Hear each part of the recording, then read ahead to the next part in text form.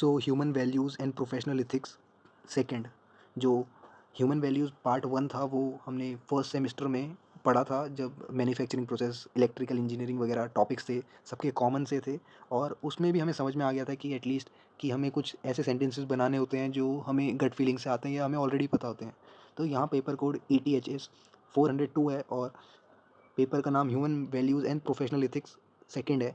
तो इसके भी एक क्रेडिट है। और क्या यूनिट 1 के अंदर है, 2 के अंदर है, 3 के अंदर है, 4 के अंदर है, आप पढ़ सकते हो। मगर ऑल इन ऑल बताऊँ तो यूनिट 1 जो है वो टोटली थ्योरेटिकल बेस्ड है कि हमें पता होगा इन सब चीज़ों के बारे में। Truth, love, peace, right conduct से शुरू होता है। बाकी मैं हाइलाइट्स दिखा देता हूँ तुम्हें, बाकी तो तुम खुद ही पढ़ सकते हो। रिव्यू प्रोफेशनल एथिक्स है, eco friendly and sustainable technologies की बात हो रही है।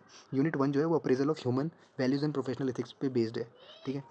यूनिट 2 की बात करें तो यहाँ इंजीनियर्स रिस्पॉन्सिबिलिटी क्या है। अगर केस स्टडीज़ की बात करें, Bhopal gas tragedy, even though not relatable to computer science engineers, मगर स्टिल कुछ चीज़ें ऐसी होती हैं कि कहीं ना कहीं मैच हो जाती हैं। और ये हॉलिस्टिक अप्रोच है कि सभी चीज़ों को समझा दिया जाए केस स्टडीज़ के थ्रू। तो कंप्यूटर टेक्नोलॉजी प्राइवेसी भी है, promise to technology, 3 mile island accident, तो ये सारी केस स्टडीज़ इंक्लूड होती है यूनिट 2 के अंदर।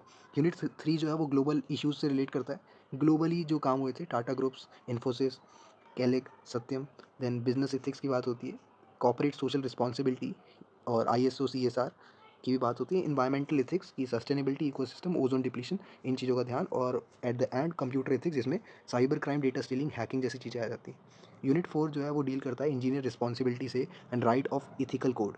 ठीक है। तो यहाँ पे अगर आप कॉलीगेटी और लॉयल्टी पे देखें, या ऑक्यूपेशनल क्राइम्स, प्रोफेशनल राइट्स, ये HR टाइप का चीज़ है कि वर्क कल्चर क्या है, feeling of job satisfaction, natural national integration, ये एग्जांपल ऑफ प्रोफेशनल इलस्ट्रेशंस। ठीक है। तो यहाँ डेवलपमेंट इंप्लीमेंटेशन ऑफ कोड्स, जैसे कि ऑथ क्या होनी चाहिए एक इंजीनियरिंग ग्रेजुएट की, और उसकी क्या इंपॉर्टेंस है।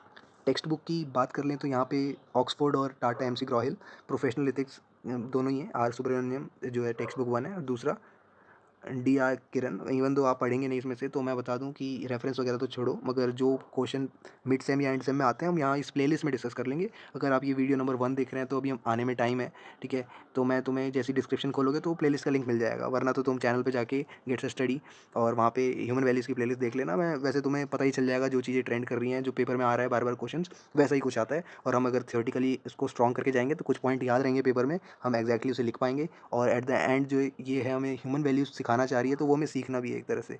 ठीक है। तो ज़्यादा ही हो गया, मिलते हैं अगली वीडियो में।